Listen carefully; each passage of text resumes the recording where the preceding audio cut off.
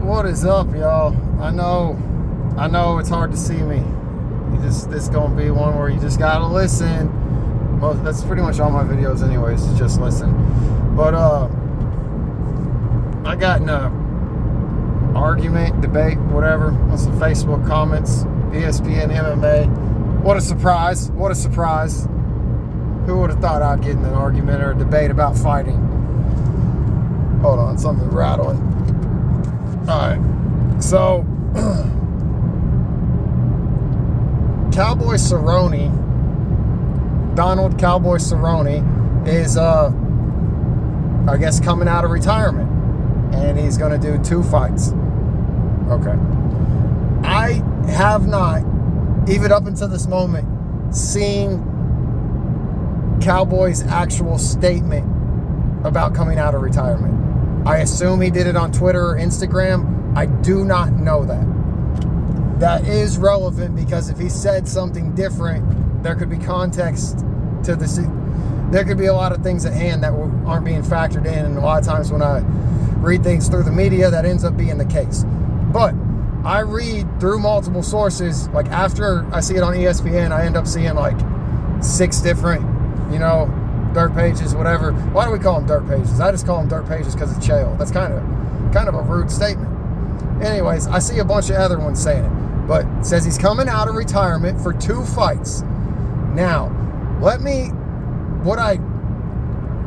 the argument I got into on Facebook was I commented and I was like, it's probably has to do with he wants to work outside of his contract and he's stuck in a contract. So he's having to fight out his contract. Because the majority of comments were like, man, the majority of comments were saying put him against Tony, which I'm not opposed to.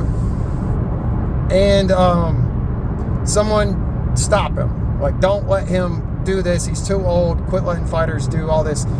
And that's why I commented it. These fighters aren't doing this. I mean, you got some that do, but the most of it are doing it because they're stuck in a contract.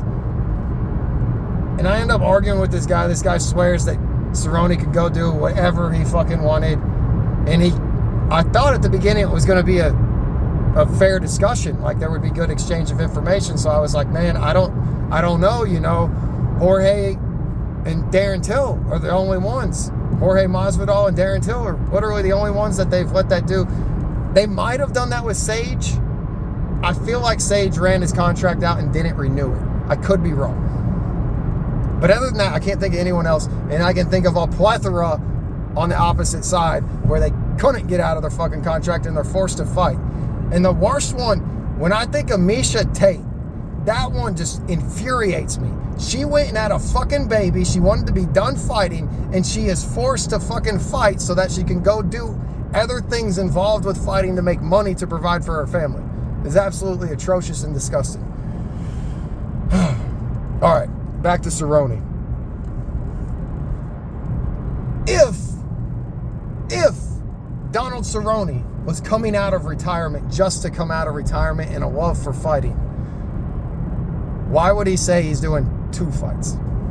Why not 3? Why not 1? Why not a run at the belt? Why not against an arch nemesis? Why not against a buddy that you train with and want to build up? Why not against an idol? Why would you specifically name 2 fights? I'll tell you why. Because that number's already been given to you. That's how many he has left on a contract to run out. Then he can go do something else, which I believe Donald Cerrone wants to go do karate combat. I forget where I first got that information, but yeah, I'm pretty sure Cerrone wants to give karate combat a try. Not to mention he's going to get way more money from something like that than anything else. People might have forgot when Cerrone fought McGregor, Cerrone came out and said, I don't get why people want to fight McGregor. I didn't get any extra money. And that was something I've highlighted over and over and over with people. And I talked about a lot with Chandler, is I was like, unless Chandler has a special contract wrote up for this fight with Conor, it makes no sense for him to wait on Conor.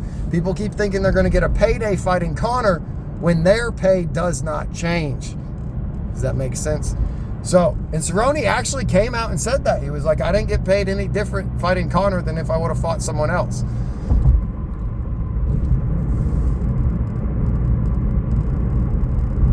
when you see that and put yourself in those shoes, would it not make you realize, fuck, I'm getting gypped by this fucking company? You know what I mean? Like, and even if it's beyond the getting gypped, it's the opportunity to make money elsewhere.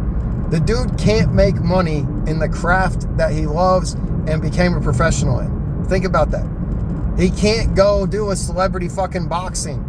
He can't go do something in his hometown and put on and build his own promotion and compete in it. He can't do any of that until he fights out his contract.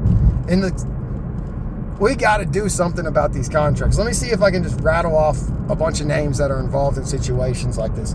Patrick Cote, Nate Marquardt, wasn't Mark Hunt. Nate Diaz was. Remember, Nate Diaz was in the same situation as Cowboy, and they tried to feed him to hazmat. And I still to this day swear that the fighters got together and they rigged their weights so that the UFC was forced to do a fair matchup. And it ended up being Nate Diaz versus Tony Ferguson, and hazmat fought Usman? Was that right? I got that right?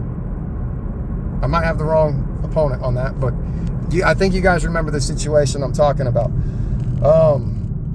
Misha Tate.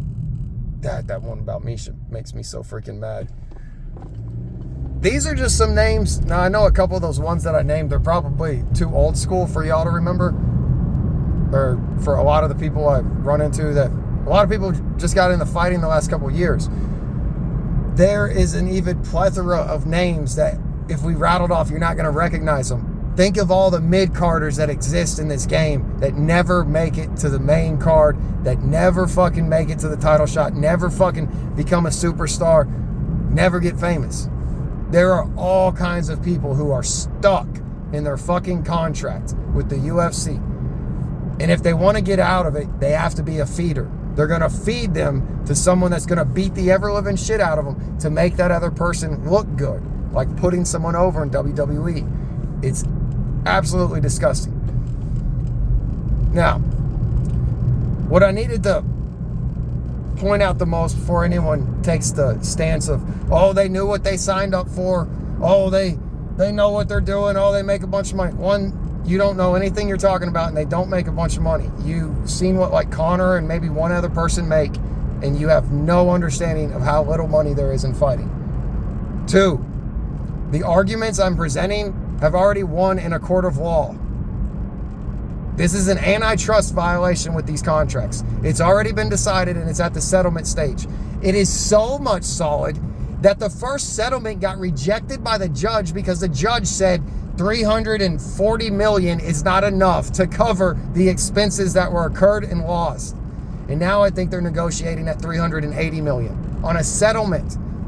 These contracts are 100% an antitrust violation. They're absolutely screwing people. And it's so disheartening when I watch these dumbass supposed fans are going to just act like they have the business side figured out and just down talk fighters or situations or people like me who are speaking up for the fighters when they have no fucking clue or respect for what these people are going through. It's just crazy. So I guess in summary with today's video, the whole world needs to be talking about this. If you're a fight fan, you need to understand the fighters are getting fucked. The fighters are completely getting screwed over. And when you spend your whole life, like there's people in my town that have, for the past 5 years, swear they're going to make it to the UFC. God bless them. I hope they do. They will sign that contract because they have to answer to all these people that they swore they were going to make it to the UFC one day. Then when they got to the UFC and they got handed some shitty contract and only got offered $3,000 to show up for a fight, $3,000 to win, which is a fucking fact that really happens, they take it. Because the world perceives the UFC as a good thing, and this was their dream. And then all of a sudden their dream is fucking crushed because they realize that the company who was in charge of their ability to do the dream isn't quite doing business ethics. And the money's not quite what they thought. It is what it is. I'm at 10 minutes. We got the ice bath in. It sucks. It's fucking cold. But you know.